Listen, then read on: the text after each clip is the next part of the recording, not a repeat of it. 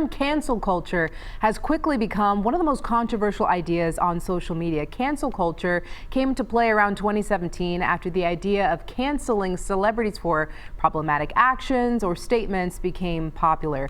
Joining us to talk about the importance of just making some real connections during this time is Bree Clark. She's the founder of the Aman Project. Good morning to you, Bree.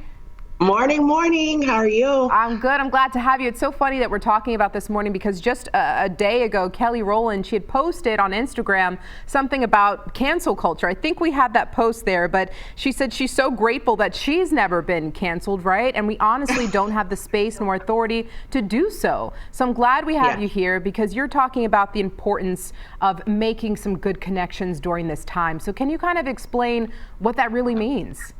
Yeah, definitely. There's a lot of casualties of cancel culture. And I think there's a lot of casualties because, for so long, people did get away with saying certain things.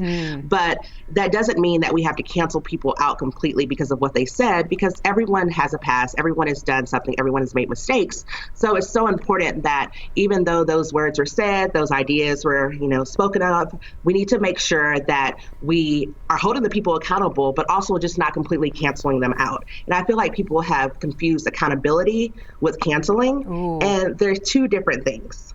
And we just have to make sure that we're making those connections, and not just canceling individuals out. You're so right about that. Another thing that comes with this is uncomfortable conversations. Why is it so important with brands and partnerships? Yeah, because they're uncomfortable. You don't want to talk about them, but they're so important and so key to making connections to one another.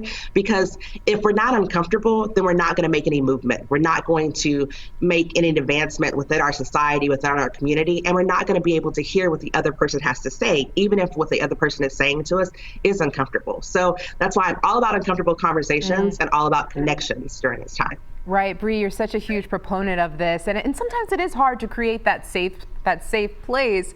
But what are you doing to keep that going? I know you've got a lot of virtual workshops that you've been working on with several people here in the community. Yes, definitely. And that's another thing about the allyship and making those connections. And I have some wonderful partners. I'm partnering with the Define Dish, Alex Snodgrass, who's a New York Times bestseller, author and blogger. Also with Alto, who's local here in Dallas, The Botanist, and Jubilee Flower Co. And these are amazing allies and people who get it and people who are just all about making those community connections. And it's really good to see it when we're able to come together and able to connect with one another. Bree, you just mentioned performance allyship. What does that really mean? Yes.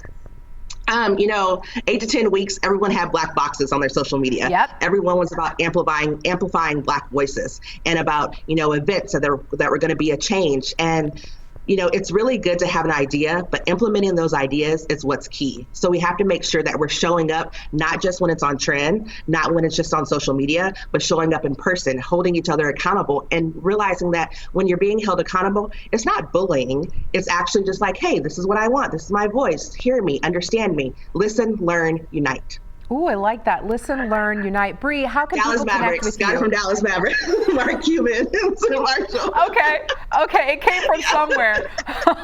Bree, how can people connect with you?